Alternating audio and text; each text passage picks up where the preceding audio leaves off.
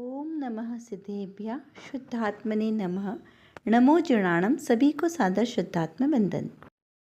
आज अश्विन कृष्ण चतुर्दशी का यह शुभ मंगल पावन दिवस है। शाश्वत पर्वों की श्रेणी में यह चतुर्दशी पर्व के महान उपलक्ष्य पर जो आज हमें महान संदेश प्राप्त हुआ है वह बहुत ही सुंदर संदेश नरक में जो जीव हैं उनके दुख को बताते हुए हैं कि कैसे नरक के जीवों को असहनीय वेदना सहन करनी पड़ती है। तो उसका कारण क्या है जो उन्हें ये असहनीय वेदना सहन करती है, और हमारा क्या पुण्य है जो अभी हमने मनुष्य गति को प्राप्त किया है। तो इस प्रकार हम इसका विचार करें कि हमने क्या पुण्य किया जिससे हमें मनुष्य गति प्राप्त हुई और इतने अथाह दुखों से हम अभी बच गए। तो हमें ये सुख आगे भी और वृद्धिगत होता हुआ हमें प्राप्त हो, उसके लिए हमें क्या पुरुषार्थ करना है, हमें इन विषयों का बहुत ही गहराई से सूक्ष्मता से विचार करना है। तो चलिए पहले पढ़ते हैं हम आज का यह संदेश जो छह डाला जी ग्रंथ की पहली डाल के आधार से जो 12वें नंबर का छंद है उसके आधार से यह हमें आज का संदेश प्राप्त हुआ है। तीने लोक को नाज जो खाए, मिटे न भूख कणान लहाय। ये दुख बहु सागर लो सहे, कर्म जोग ते नर गति लहे। उन नरकों में इतनी तीव्र भूख लगती है कि यदि अन्न मिल जाए तो 3 लोक का अनाज एक साथ खा जाए, तथापि क्षुधा शांत ना हो, परंतु वहाँ खाने के लिए अन्न का एक दाना भी नहीं मिलता। उन नरकों में यह जीव ऐसे अपार दुख दीर्घ काल तक भोगता है। कम से कम 10,000 वर्ष और अधिक से अधिक 33 यानी 33 सागरोपम काल तक ऐसे अथाह दुखों को भोगता है। फिर किसी शुभ कर्म के उदय से यह जीव मनुष्य गति को प्राप्त करता है। क्या बता रहे हैं यहाँ पे आचार्य देव कि यहाँ पर ये जीव जो पाप प्रकृतियाँ अपनी बांधता है उससे 4 प्रकार की आयु का बंध होता है ना। देखो 8 प्रकार के द्रव्य कर्म हैं, 3 प्रकार के भाव कर्म और 9 कर्म, टोटल 3 प्रकार के कर्मों का बंध होता है, द्रव्य कर्म, भाव कर्म और 9 कर्म। तो जो जीव द्रव्य कर्म है 8 प्रकार के, उसमें से 7 प्रकार के कर्मों का बंध तो वो प्रति समय करता है। प्रत्येक जीव, ऐसा नहीं कि मनुष्य गति का जीव हो या फिर तिर्यंच गति का जीव हो, प्रत्येक जीव यानी जो भी लिविंग थिंग है ना, वे सभी जीव प्रति समय कर्म का बंधन करते हैं, क्योंकि कार्माण वर्गणा तो चारों तरफ से आती है। तो वो प्रति समय कर्म का बंध करते हैं। कितने कर्मों का?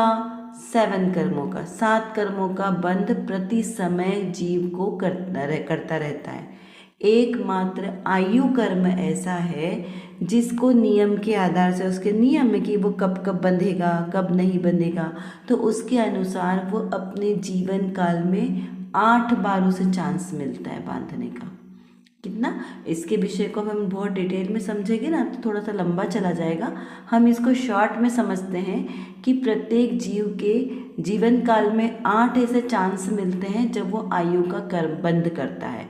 बस उस जितने कर्मों की आवश्यकता है उतने कर्म का यदि उसे परिमाण में कर्म मिलते हैं तो उस समय आयु बंद हो जाती है। और वो कितनी होती है? कुल आयु के त्रिभाग में, तीसरे भाग में। जैसे मान लो हमारी 90 वर्ष की आयु है तो 60 वर्ष के बाद हमारा कभी भी आयु बंद का समय आ सकता है। देखिए अष्टमी चतुर्दशी को शाश्वत पर्व की श्रेणी में तो लिया है क्योंकि ये पुण्य करने के विशेष अवसर, इस समय पुण्य किया जा सकता है और काल का भी समय इसे माना गया है। कैसे? तो जब ये आयु बंध का समय आता है ना तो ऐसा आगम में आता है कि वो जो समय होता है वो ये अष्टमी चतुर्दशी के आसपास का समय होता है।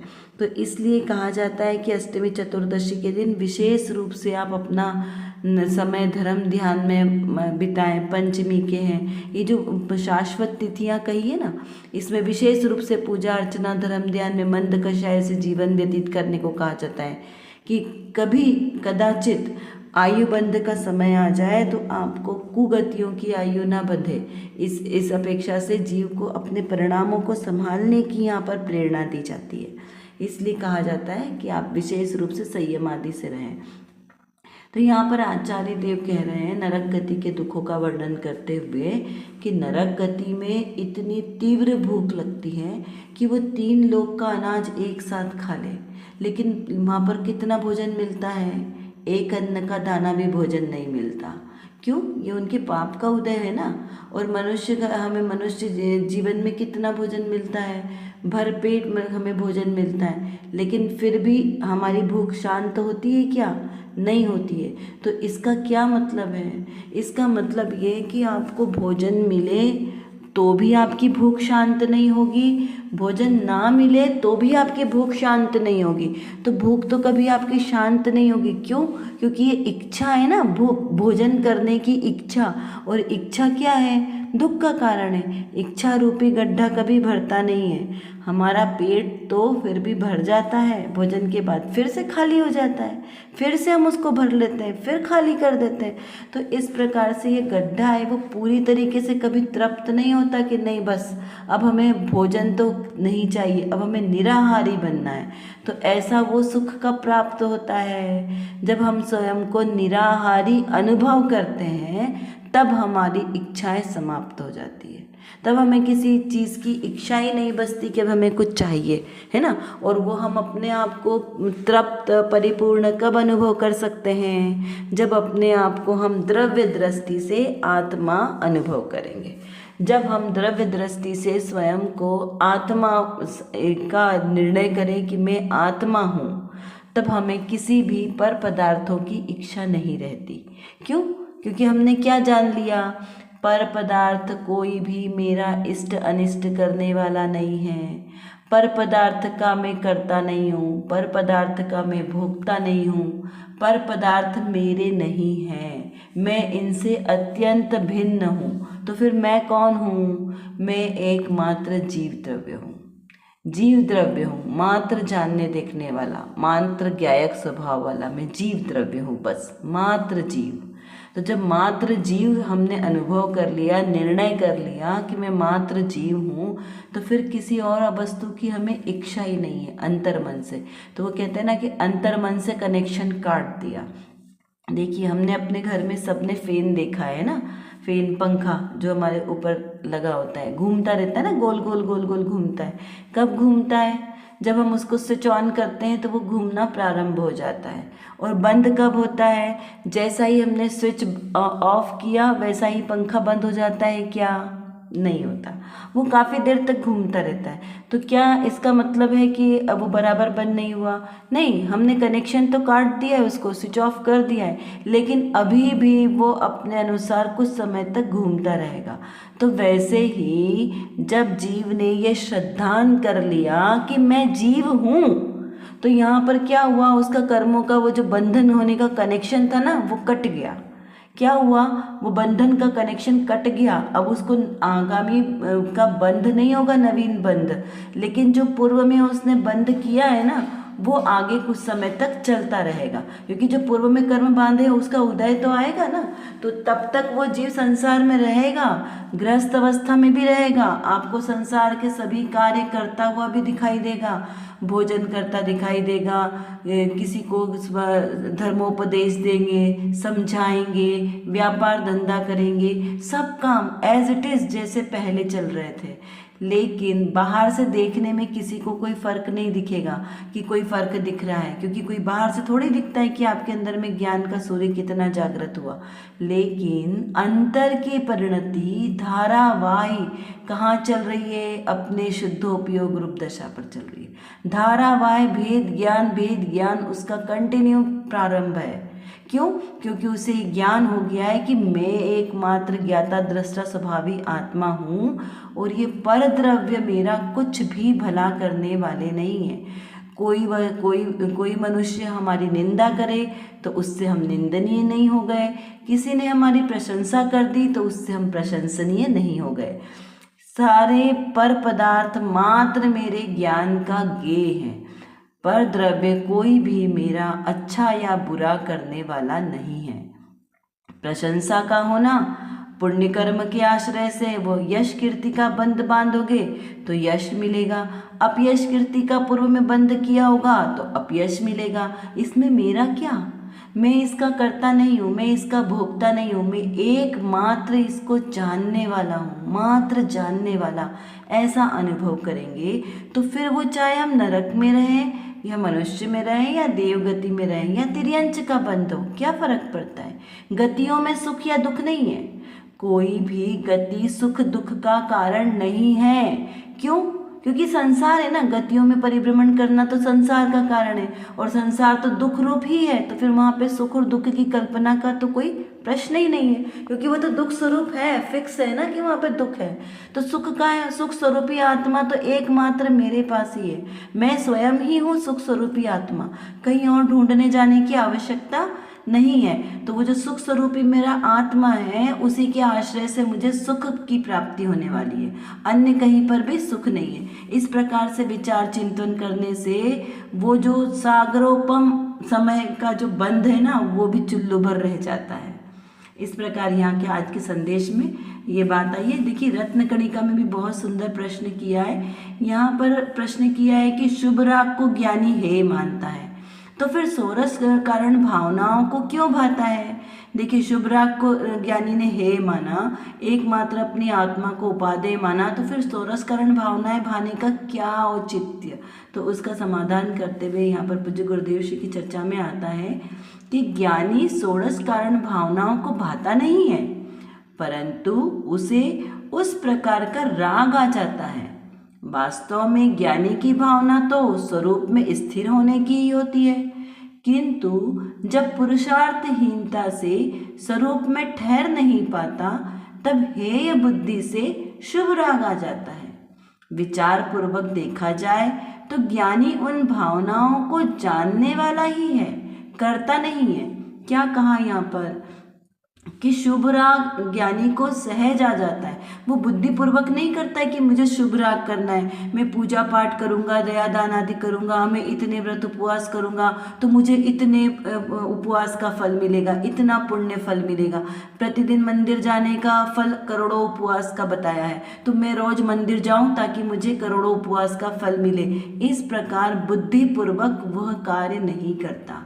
उनका जो अभिप्राय होता है वह तो अपने आत्मस्वरूप की स्थिरता का ही होता है ज्ञानी जीव को, क्योंकि ज्ञानी जीव कहा ही उसे जिसे अपने आत्म स्वभाव का ज्ञान हुआ है। तो वह अपने आत्म स्वभाव के आश्रय से मात्र ये शुभ क्रियाओं में प्रवर्तन करता है। क्यों? क्योंकि शुद्ध आत्मस्वरूप में स्थिर होना ज़्यादा देर तक तो बनता नहीं है, उसका भी एक लिमिटेशन समय तब तक ही जीव का उपयोग लगता है, क्योंकि भूमिका भी निचली है ना, परिणामों में शुद्धि अभी कम है, तो उस अनुसार ही उसका उपयोग लगेगा।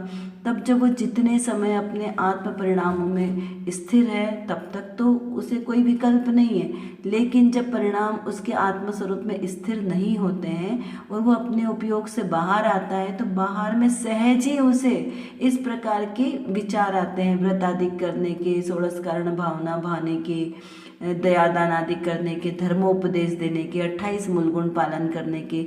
ये सारी क्रियाएं सहज होती है, क्योंकि चाहे वो गृहस्थ सम्यक दृष्टि श्रावक हो, चाहे वो व्रती श्रावक हो पंचम गुण स्थान वाले, चाहे वो छठे गुण स्थान वाले सकल संयमी मुनिराज हो, सबको शुद्धोपयोग की दशा में जितना समय रहता है उतना समय ठीक है, और बाकी समय वो इस प्रकार से शुभ क्रियाओं में उनका जाता है। तो वो राग तो आता है, क्योंकि रागांश है ना, शुभ राग तो है, अशुभ वाला राग नहीं आता यहाँ पे आता तो है आत्म स्वभाव के आश्रय वाला ही सुख राग, लेकिन फिर भी वो राग भी तो दुख रूप ही है। राग तो राग ही है, चाहे वो शुभ राग हो चाहे अशुभ राग हो। तो यहाँ पर शुद्ध दशा की प्राप्ति नहीं होगी, तब तक वो शुभ राग आएगा, लेकिन ज्ञानी जीव उसे उपादेय नहीं मानता, यानी उसे अच्छा नहीं मानता, उसे आदरणीय नहीं मानता।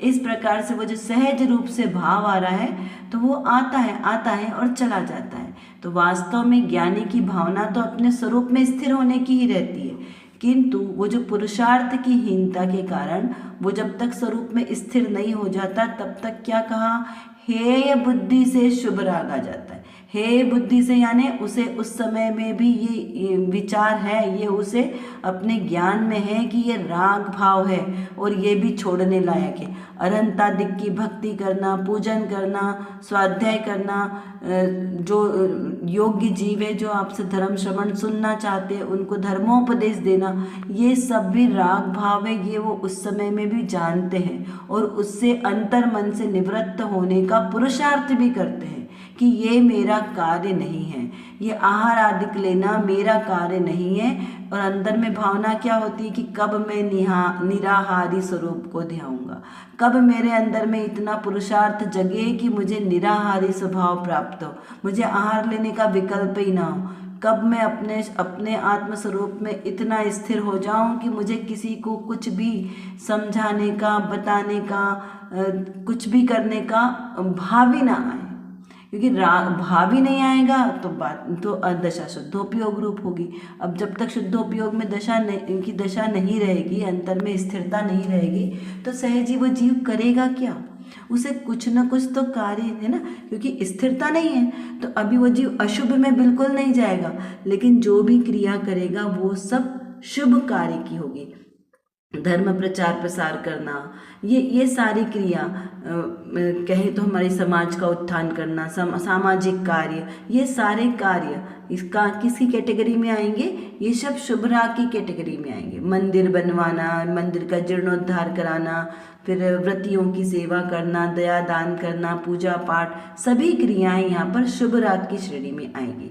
तो यहाँ पर शुद्ध की क्रिया कैसे होगी, तो यहाँ पर देखिए एक और प्रश्न करते हैं कि जब आप पर की पर्याय को परद्रव्य कहा, परंतु स्व की निर्मल पर्याय को भी तो परद्रव्य कहा है। तो ये क्रियाएं तो हमारी बाहर हुई, लेकिन और अगर सूक्ष्म दृष्टि से देखें तो जो मेरे आत्मा की जो पर्याय है ना, निर्मल पर्याय, उससे भी भेद ज्ञान करने की बात कही है। तो कैसे, बापूजी गुरुदेव श्री कहते हैं कि परद्रव्य के लक्ष्य के समान निर्मल पर्याय के लक्ष्य में भी तो राग होता है, अतः उसे भी परद्रव्य कहा। चाहे वो षोडश कारण भावनाओं को भाए, चाहे वो निर्मल पर्याय केवल ज्ञान की पर्याय से राग करे, तो वो भी सब परद्रव्य है। क्यों परद्रव्य कहा, कि वह द्रव्य से सर्वथा भिन्न है। द्रव्य कौन, मैं जीव, मेरा जीवात्मा, जो मैं आत्मा हूँ ना, वो मेरी आत्मा की बात चल रही है यहाँ पर। तो जो मेरा त्रिकाली ध्रुव ज्ञायक स्वभाव आत्मा है वह सर्वथा पर्याय से भिन्न है। मेरा एकमात्र त्रिकाली ध्रुव आत्मा वो शाश्वत रहने वाला है, अखंड है, अभेद है और अविनश्वर है, वो उसका कभी नाश नहीं होता। और पर्याय कैसी है, प्रति समय बदलने वाली है, नाशवान पर्याय है। तो इस प्रकार से ज्ञानी जीव, सम्यक दृष्टि जीव विचार करता है कि मेरा ये द्रव्य स्वभाव है जो हमेशा रहने वाला है, सर्वथा एक जैसा रहने वाला है, नित्य है, ऐसा उस नित्य स्वभाव पर जोर आता है। तो जब बिना दृष्टि का जोर द्रव्य पर नहीं आता, कब आत्म स्वभाव का जोर कब आता है, जब दृष्टि आत्मद्रव्य पर टिकी रहती है। तो इस प्रकार वो जीव षोडश कारण भावनाओं का चिंतन करते हुए भी उनका लक्ष्य कहाँ पर है, अपने ध्रुव स्वभाव पर लक्ष्य है, इसलिए उन्हें बंध नहीं होता। बाहर में वो क्रियाएं कोई भी करेंगे, लेकिन लक्ष्य कहाँ है उनका, अपने ध्रुव स्वभाव पे। तो इस प्रकार से यहाँ ध्रुव को पकड़ के रखना है, ध्रुव का लक्ष्य नहीं छूटना चाहिए। अगर ध्रुव का लक्ष्य छूटकर पर्यायों पे लक्ष्य जाएगा तो वहाँ पर हमारा भव और ज़्यादा बढ़ जाएंगे। भव का अभाव करना है तो दृष्टि लक्ष्य पर टिका कर रखनी पड़ेगी। अर्जुन ने अपने लक्ष्य को साधा था ना, तो अर्जुन को लक्ष्य कहाँ था, वो चिड़िया को भेजना है ना, उस पर निशाना, जिस जिस बिंदु पर उसे निशाना लगाना था वहाँ पर उसका ध्यान था। तो क्या उसे पूरा वृक्ष और आसपास की वस्तुएं दिखाई नहीं दे रही थी? क्या दिखाई तो दे रही थी, लेकिन लक्ष्य में उसको अपना ध्रुव दिख रहा था। तो इसी प्रकार ज्ञानी जीव षोडश कारण भावनाओं का चिंतन करे, 10 धर्मों का धारण करे, 28 मूल गुणों का पालन करे, कुछ भी करे, राग के भाव, अनंतादिक की भक्ति पूजन करे, स्वाध्याय करे, स्वाध्याय कराए, लेकिन इन सब कार्यों के करते हुए भी उसके लक्ष्य में अपना ध्रुव स्वभाव, त्रिकाली ध्रुव स्वभाव आत्मा सदा काल विद्यमान रहता है, हाजरा हजूर प्रत्येक समय विराजमान होता है उसके ज्ञान में। तो कहा कि इसीलिए निर्मल पर्याय को भी परद्रव्य, पर भाव तथा हे कहा। क्या कहा? वो जो निर्मल पर्याय है ना ज्ञान गुण की, ज्ञान गुण की निर्मल पर्याय कौन सी है? केवल ज्ञान की। मति ज्ञान, श्रुत ज्ञान, अवधि ज्ञान, मन पर्य ज्ञान और केवल ज्ञान, इस प्रकार 5 प्रकार के ज्ञान है। तो इसमें से 4 प्रकार के ज्ञान तो कर्म की अपेक्षा से बनते हैं, लेकिन केवल ज्ञान कर्मों के अभाव में बनता है। जब 4 घाती कर्मों का अभाव होता है तब केवल ज्ञान प्रकट होता है। तो ऐसे पर्याय पर द्रव्य के आश्रय से नहीं होती है। देखिए, जिसका प्रेम पर्याय से होगा उसका लक्ष्य पर द्रव्य पर जाता है, इसीलिए उसके प्रकार पर द्रव्य का ही प्रेम कहा जाता है। परम सत्य स्वभाव और ऐसे द्रव्य सामान्य के ऊपर लक्ष्य जाना ये बहुत अलौकिक बात है। यहाँ पर कहा, यदि कोई जीव कहे कि हमें तीर्थंकर प्रकृति का बंध बांधना है, हमें तो तीर्थंकर बनना है, तो इस वजह से वो 16 कारण भावनाओं का चिंतन करते हैं। तो कहा कि ऐसे बंध नहीं होता। इस प्रकार तो निदान है, उल्टा उसे पाप का बंध होगा। पाप बंध का बंध होगा तो उसे और ज़्यादा संसार में भटकना पड़ेगा। यहाँ पर जो जीव तीर्थंकर प्रकृति का बंध करते हैं ना, वे ज्ञानी जीवों को सहज ही ऐसा शुभ राग आता है, सहज ही उन्हें 16 कारण भावनाओं का चिंतन होता है। 16 कारण भावनाओं का जो बहुत सुंदर डिटेल वर्णन है, जरूर इसका एक बार अर्थ और स्वरूप जरूर समझना, यदि आज तक 16 कारण भावनाओं का स्वरूप नहीं समझा है तो। क्योंकि वहाँ किसी के बहाने से भावनाएं नहीं बनती, भावनाएं भवनाशिनी है, जो सहज ही आपके अंतर में आपको भावनाएं होगी। कब? जब सहज ही आपकी दृष्टि आत्म स्वरूप पर टिकेगी तो भावनाएं सहज ही बन जाएगी, उसे करने के लिए नहीं करना पड़ेगा।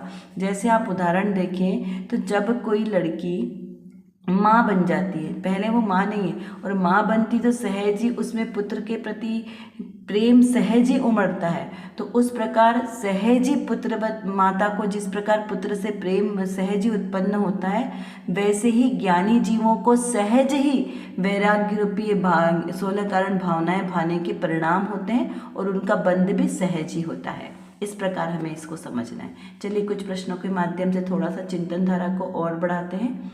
सबसे अधिक दुख किस गति में है? क्या ज्ञानी जीव 16 कारण भावना का चिंतन तीर्थंकर प्रकृति का बंध करने के उद्देश्य से करते हैं? इसका विचार करना है। समय की निर्मल पर्याय को पर समय क्यों कहा है? इसका विचार कीजिए।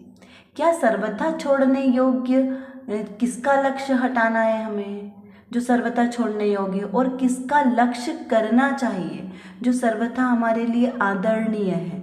तो इस प्रकार हमें इस विषय का बारंबार चिंतन मनन करना है कि क्या हमारे लिए सही है और क्या गलत है, किसे हमें ग्रहण करना है और किसका लक्ष्य हटाना है। कर विचार तो पाम, हम जितना विचार करेंगे उतना ही हमारा विषय क्लियर होगा, क्योंकि हमारे पास समय की कमी है और जानना बहुत ज़्यादा है। और किसको जानना है? अपने ही ज्ञायक स्वभाव को जानना है। तो जब तक हम अपने इस ज्ञायक स्वभाव को नहीं जानेंगे तब तक हमारा कोई भी कार्य सिद्ध नहीं हो सकता। तो एकमात्र जो मेरे अंदर, मतलब मेरे आत्म स्वभाव में जो ज्ञान नाम का विशेष गुण है, इस गुण को एकमात्र अपने ज्ञायक स्वभाव को जानने में लगाएं तो निर्विकल्प दशा की प्राप्ति होगी। और इस निर्विकल्प दशा के ही आश्रय से हमें शाश्वत सुख की प्राप्ति होगी। तो वो शाश्वत सुख हमें प्राप्त हो, इसीलिए पुरुषार्थ करना आवश्यक है। उसके लिए व्यवहार से तो सच्चे वीतरागी देवशास्त्र गुरु का आश्रय लेना योग्य है, और निश्चय नय से मेरी निज शुद्धात्मा का आश्रय लेना ही सर्वश्रेष्ठ उपाय है। अभी के लिए बस इतना ही। विशेष चर्चा हम आगे की कक्षाओं में करेंगे। तब तक हम अपने आत्मस्वरूप को जानें, पहचानें और उसी में लीन रहें। इसी विशेष मंगल भावना के साथ आप सभी को सादर जय जिनेंद्र।